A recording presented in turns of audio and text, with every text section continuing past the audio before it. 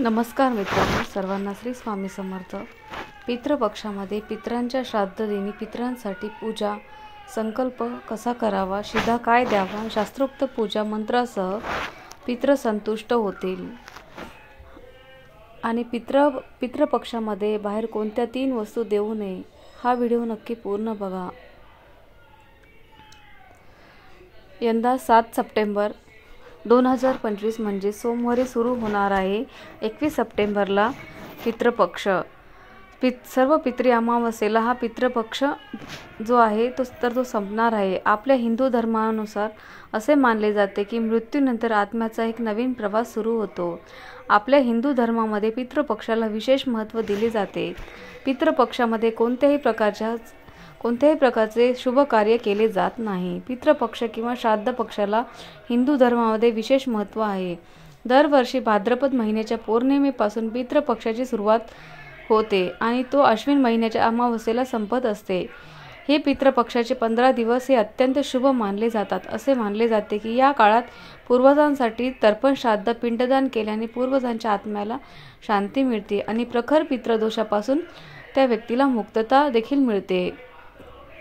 धार्मिक मान्यतेनुसार असं केल्याने पूर्वज हे प्रसन्न होतात, ज्यामुळे जीवनात कधीही कोणत्याही गोष्टीची कमतरताही आपल्याला भासत नाही आणि त्यांच्यामुळेच आपणही पितृपक्षामध्ये आपल्या पितरांच्या तिथीनुसार श्राद्ध पिंडदान जे आहे तर ते करत असतो। पितृपक्षाचे 15 दिवस हे अत्यंत हे महत्त्वाचे असतात। या 15 दिवसामध्ये काही महत्त्वाचे नियम सुद्धा पाळले जातात। काही नियमाचे पालन जे आहे तर ते आपल्याला आवर्जून करावे लागतात। पितृपक्षाचे 15 दिवस आपल्याला पूर्वजांना समर्पित असतात, म्हणून आज या व्हिडिओमध्ये मी तुम्हाला अतिशय महत्त्वाची माहिती सांगणार आहे। आपल्याला पितृपक्ष संपेपर्यंत घरातून या 3 वस्तू कोणालाही द्यायच्या नाहीत आणि त्या कोणत्या आहेत या वस्तू हे आज आपण बघणार आहोत।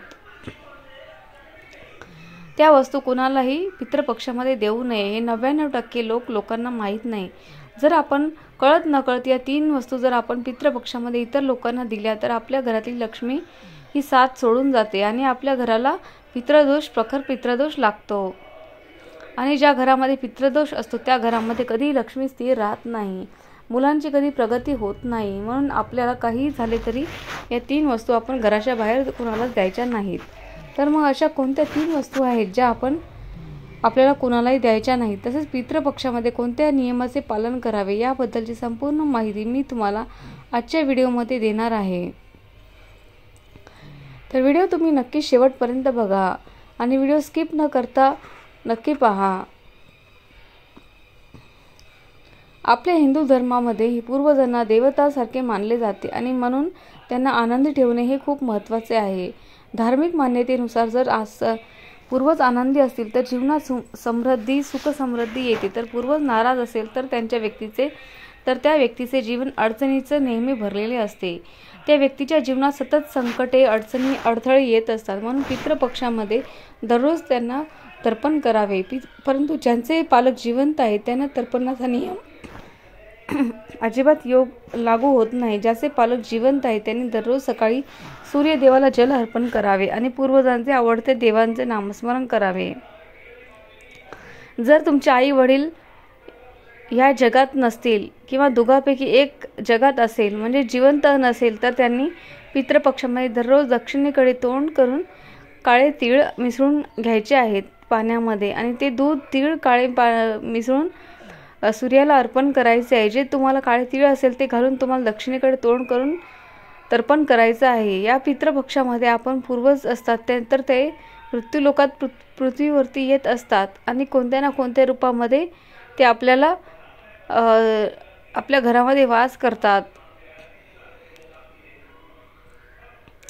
म्हणून या पितृपक्षामध्ये दररोज पहिली भाकरी जी आहे तर ती गाईला खाऊ घालायची आणि जी देवी देवांचा आशीर्वाद मिळत असतो।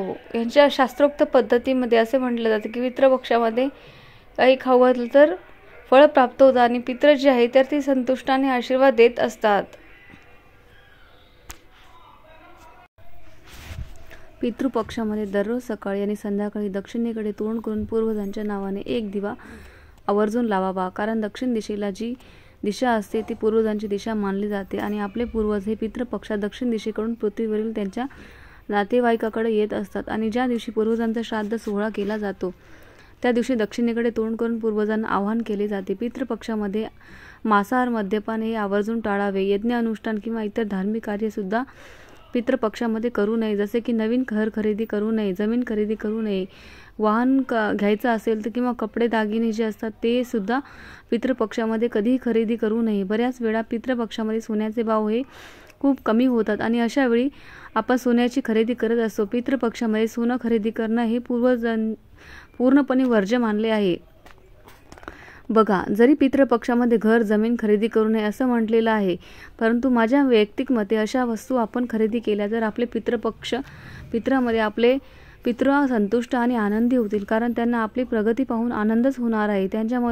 त्यांच्यामुळे मला तर वाटत नाही की या दिवसामध्ये खरेदी आपण करू नये, कारण आपल्या मुलाची प्रगती पाहून कुठलेही आईवडील आनंदी होत असतात. पितृपक्षामध्ये पितृ हे पृथ्वीवरील म्हणजे प्रत्येकाच्या घरी आलेले असतात, त्यामुळे त्यांच्यासमोर आपण त्यांना आनंदी होणाऱ्या गोष्टी केल्या तर त्यांना जास्त आनंद होतील. मला तर असंच वाटतं. आनंदी असल्यावर आपली प्रगतीही कमी होईल, कारण ते आनंदी असल्यावर आपली प्रगती तर जास्तच होणार आहे. हे माझं वैयक्तिक मत आहे. तसेच इतर जे धार्मिक कार्य, शुभ कार्य जे आहे मात्र आपण या दिवसामध्ये करू नये. तसेच या पितृपक्षामध्ये दाढी, केस कापणे आवर्जून टाळावे. रागराग करू नये. नकारात्मक भावना ज्या आहेत त्या सुद्धा आपल्या मनामध्ये अजिबात आणायच्या नाहीत. कांदा, लसूण यांचा वापर सुद्धा करू नये. आपण पितृपक्षामध्ये कांदा आणि लसूण सेवन केले तर आपला राग जो आहे तर तो वाढत असतो. आपल्या रागावर नियंत्रण राहत नाही आणि आपल्या हातून काहीतरी चुका होत असतात. म्हणून असं म्हटलं जातं की पितृपक्षामध्ये कांदा, लसूण पूर्णपणे वर्ज्य करावा. तसंच पितृपक्षामध्ये जर तुम्ही एखाद्या देवाला जायचा विचार करत असेल, तसंच देवस्थान जे आहे तर ते तिथे भेट देणे आवर्जून टाळावे.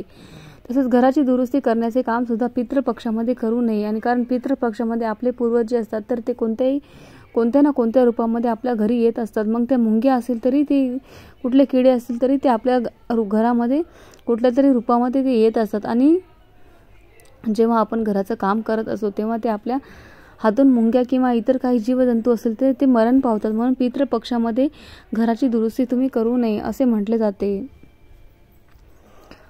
हिंदू धर्मशास्त्रानुसार पितृ लोकांचा एक दिवस पृथ्वीवरील एक वर्षाच्या बरोबरीचा असतो. जिथे वेगवेगळ्या जगात काळाची गती वेगळी मानली जाते आणि शास्त्रानुसार पितृलोक हे असे मानले जाते जिथे मृत्यूनंतर काही काळ आत्मे राहतात, विशेष ज्या आत्म्यांना मोक्ष मिळू शकत नाही. त्या ग्रंथामध्ये केवळ फक्त पितृलोकांचेच वर्णन नाही केले तर तिथे कालखंडाचा तपशील सुद्धा उल्लेख देखील केला गेला आहे. गरुड पुराणानुसार, शास्त्रानुसार देव, मानव आणि पूर्वजांसाठी काळांची गणना वेगळी आहे. मानवाचे 360 दिवस हे 360 दिवस म्हणजे एका मानवाचे 30 दिवस आहेत. पूर्वजांच्या एका दिवसासारखे असतात. आणि या गणनेनुसार पितृलोकांचा एक महिना पृथ्वीच्या 30 वर्षा इतका आहे. म्हणून आणि पितृलोकांचे एक वर्ष हे पृथ्वीच्या 360 वर्षा इतके आहेत. आणि पुराणानुसार यमराजाला धर्मराज असं म्हटलं जातं, पण तो पितृलोकांचा अधिपती आहे. मृत्यूनंतर आत्म्याचा न्याय करणे आणि त्यांचा स्वर्ग, नरक किंवा पुनर्जन्माचा मार्ग दाखवणे यमराजाचे काम असते. शास्त्रामध्ये असे म्हटले आहे की आत्मा पितृलोकातून पूर्वजन्मासाठी पृथ्वीवरील येत असतो आणि म्हणून जर आपण पूर्वजांसाठी श्राद्ध, पिंडदान किंवा काही धार्मिक विधी केली तर आपल्या पूर्वजांना पुनर्जन्म प्राप्त होतो. आपल्या पूर्वजांच्या आत्म्याला शांती मिळत असते आणि आपले पूर्वज हे आपल्याला भरभरून आशीर्वाद देत असतात. म्हणून पितृपक्षामध्ये आपल्या पूर्वजांच्या तिथीनुसार श्राद्ध, पिंडदान जे आहे तर ते केले जाते. या पितृपक्षामध्ये कोणत्या नियमाचे पालन करावे तर पहा. पितृपक्षामध्ये आपले जे पूर्वज असतात तर त्यांच्याबद्दल कधी वाईट आपण बोलू नये. बऱ्याच वेळा आपल्याला आपल्या पूर्वजाबद्दल काहीतरी वाईट गोष्टी आपण बोलत असतो, कारण त्या काळामध्ये काही अशा गोष्टी घडलेल्या असतात म्हणून आपण काही ना काही वाईट बोलत असतो. परंतु पितृपक्षामध्ये पूर्वजाबद्दल कोणतेही वाईट गोष्टी आपण ज्या गोष्टी आहेत तर त्या बोलू नये. तसेच पितृपक्षामध्ये या दिवसामध्ये कांदा, लसूण, मांसाहार इत्यादी वर्ज्य करावं, सेवन अजिबात करू नये. तसेच घरातील वडीलधाऱ्या आणि पूर्वजांचा अपमान करू नये. त्याचबरोबर पितृपक्षामध्ये शुभ कार्य, मुंडन, लग्न, गृहप्रवेश, नामकरण इत्यादी धार्मिक विधी सुद्धा आपण करू नये. या काळात ह्या सगळ्या गोष्टी अशुभ मानल्या जातात, तर अशा गोष्टी आवर्जून टाळाव्या. या पितृपक्षामध्ये काही लोक नवीन कपडे खरेदी करत असतात, परंतु या पितृपक्षामध्ये नवीन कपडे खरेदी करणे किंवा खरेदी करणे अशुभ मानले जाते. त्याचबरोबर पितृपक्षामध्ये चुकूनही झाडू खरेदी करू नका. जर आपण झाडू खरेदी केली तर आपली धनहानी होऊ शकते. आपल्या घरातील लक्ष्मी ही नष्ट होते. घरातील गरिबी आणि दरिद्रता येते. म्हणून पितृपक्षात चुकूनही झाडू खरेदी करू नये. त्याचबरोबर पितृपक्षामध्ये चुकूनही मोहरीचं तेल जे आहे तर ते सुद्धा खरेदी करू नये. मोहरीचे तेल हे शनी ग्रहाचे प्रतीक मानले जाते. जर आपण पितृपक्षामध्ये मोहरीचे तेल खरेदी केलं तर शनीचा अशुभ प्रभाव जो आहे तर ते आपल्याला पडत असतो आणि यामुळे आपल्या घरात आपल्या जीवनामध्ये कटकटी चालू होतात. तसेच पितृपक्षामध्ये शिळं अन्न खाऊ नये. अव्यतिरिक्त चणे, मसूर डाळ, साग, सातू, जिरे, मोहरी, त्याचबरोबर काळं मीठ, काकडी, दुधी, भोपळा यांचे सेवन देखील आवर्जून टाळावं. त्याचबरोबर पितृपक्षाची समाप्ती होईपर्यंत तुम्हाला तुमच्या घरातील या 3 वस्तू ज्या आहेत तर त्या आपल्याला अजिबात कोणाला द्यायच्या नाहीत. ती व्यक्ती तुमच्या कितीही जवळची व्यक्ती असेल तरी सुद्धा तुम्ही तुमच्या घरातील या वस्तू त्या व्यक्तीला द्यायच्या नाहीत. त्यामध्ये सर्वात पहिली जी महत्त्वाची वस्तू आहे ते म्हणजे उसने पैसे. तर ते पितृपक्षामध्ये कधीही कोणाला उसने पैसे द्यायचे नाही आहेत आणि तुम्ही कोणाकडून उसने पैसे सुद्धा घ्यायचे नाही आहेत. कर्ज देखील तुम्हाला कोणाचं घ्यायचं नाही आहे.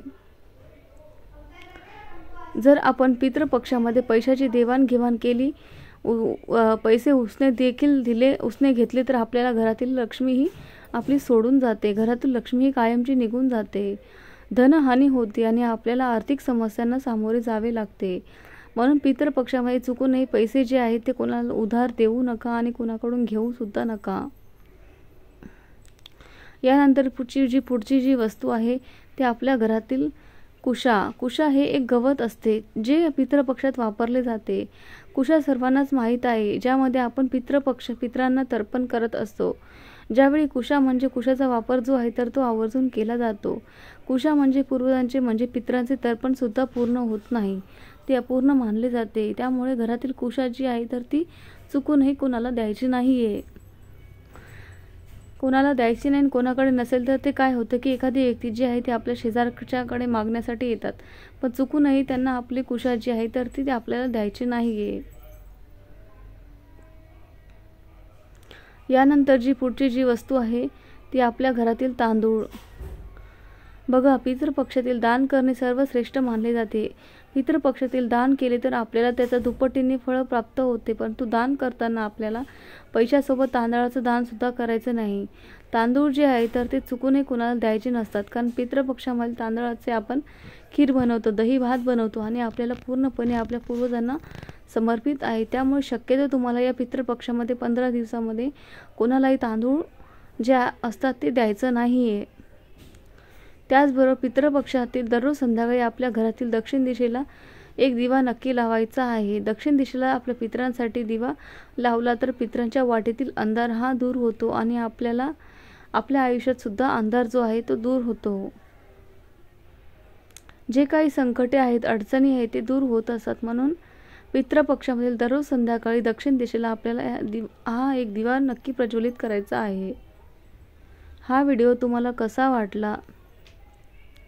ज्या प्रकारे आपल्याला आपल्या आयुष्याच्या प्रकाशाची गरज असते तसेच पितरांना सुद्धा प्रकाशाची गरज असते, म्हणून त्या ठिकाणी हा दिवा आपल्याला लावला जातो. तर ही अत्यंत महत्त्वाची माहिती मी तुम्हाला तुमच्यापर्यंत शेअर करायची होती. व्हिडिओ तुम्हाला आवडला असेल तर व्हिडिओला लाईक करा.